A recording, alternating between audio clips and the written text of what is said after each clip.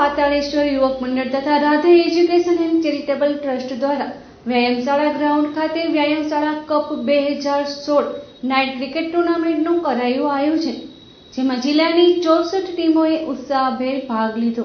ભુજના વ્યાયામશાળા ગ્રાઉન્ડ ખાતે પાતાળેશ્વર યુવક મંડળ તથા Radhe education and charitable trust દ્વારા વ્યાયામશાળા કપ 2016 નાઇટ ક્રિકેટ ટુર્નામેન્ટનું આયોજન કરાયું છે. ત્યારે આ ટુર્નામેન્ટના પ્રારંભે કાર્યક્રમ યોજવામાં આવ્યો હતો, જેમાં સાંસદ શ્રી વિનોદભાઈ ચાવડા, કચ્છ યુનિવર્સિટીના કુલપતિ શ્રી જાડેજા સાહેબ, જિલ્લા શિક્ષણાધિકારી શ્રી ચૌહાણ સાહેબ, એ ડિવિઝનના પીઆઈ દેસાઈ સાહેબ સહિતના મહાનુભાવો ઉપસ્થિત રહ્યા હતા.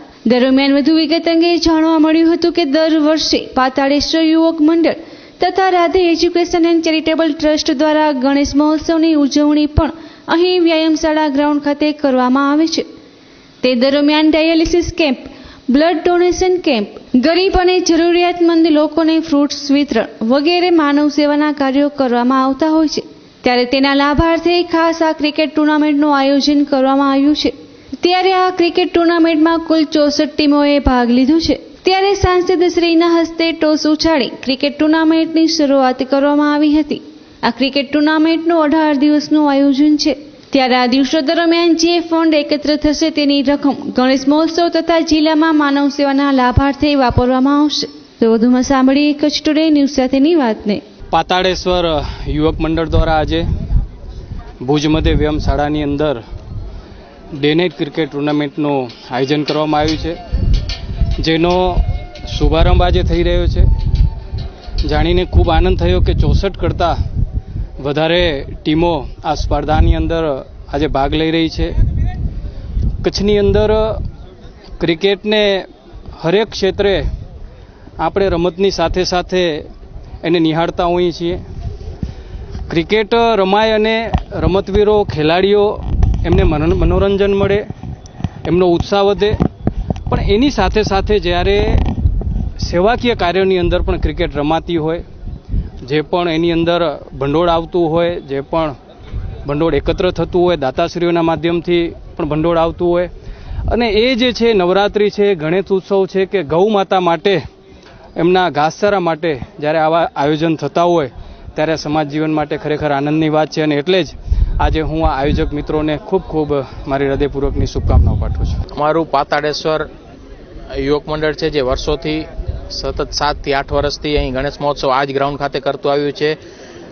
એ ગણેશ મહોત્સવ દરમિયાન અનેક સેવાકીય પ્રવૃત્તિઓ, ડાયાલિસિસના કેમ્પ હોય, બ્લડ ડોનેશનના કેમ્પ હોય, ગરીબ વિદ્યાર્થીઓ માટે ફ્રૂટ વિતરણ હોય, એ બધું કરતા આવ્યા છીએ. તેના લાભાર્થે અમારી સમગ્ર ટીમે આ વર્ષે એક સ્પોર્ટ્સની એક સ્પિરિટ ભાવનાથી એક આ ટુર્નામેન્ટનું આયોજન કર્યું છે, જેના દ્વારા જે પણ આ ટુર્નામેન્ટમાં અમને જે યોગદાન મળશે તેનો સમગ્ર ઉપયોગ અમે ગણેશ મહોત્સવ તથા આવી સેવાકીય પ્રવૃત્તિમાં કરવાના છીએ. અને સમગ્ર યુવક મંડળના લોકો દ્વારા, યુવાનો દ્વારા ખૂબ સારું આયોજન કરવામાં છે. આ ટુર્નામેન્ટની અંદર સમગ્ર કચ્છમાંથી 64 ટીમો રમી રહી છે. 18 દિવસથી 19 દિવસ આ ટુર્નામેન્ટ ચાલવાની છે. આજે 18 તારીખે આજે આ ટુર્નામેન્ટની અમે આપણા સાંસદ વિનોદભાઈ ચાવડાના હસ્તે આજ ટોસ ઉછાળી શરૂઆત કરી છે.